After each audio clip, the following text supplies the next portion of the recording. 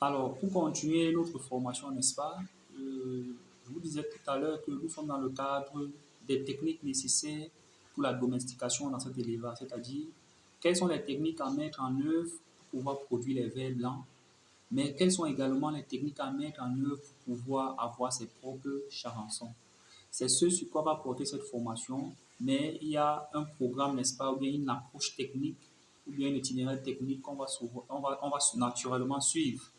Et cet itinéraire technique, n'est-ce pas, est proche du sommet du cours, c'est-à-dire on partira, n'est-ce pas, des avantages que présente cet élevage, de comment est-ce que cet élevage se passe dans la nature, et on va chuter sur quel site choisir pour pouvoir élever les hannetons, comment aménager le local, quels sont les géniteurs ou alors quels sont les traits caractéristiques des géniteurs qu'on doit pouvoir choisir. Quand je parle des géniteurs, je fais allusion aussi aux charançons.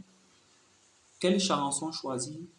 Quelle quantité de charançon introduit dans un bac quand il est déjà prêt? Les bacs ici, je fais allusion aux petits, on vous enverra cela en photo, des petits trucs blancs ou alors des bassines, n'est-ce pas?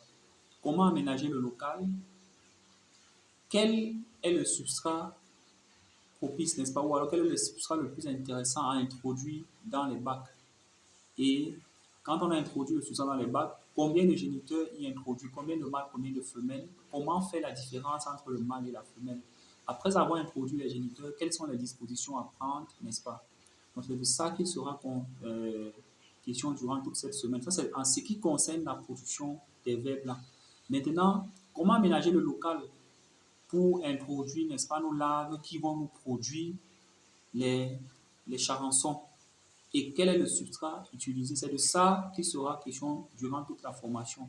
Je crois qu'on va plus vous présenter les différents avantages de cette formation parce que je crois que beaucoup sont ici aujourd'hui pour la simple raison que cet avantage, cet élevage, autant pour moi, présente de nombreux avantages. Donc, sans toutefois tarder, on va aller tour à tour, s'attarder sur les différents points que je viens de citer et question de vous apporter plus d'amples informations.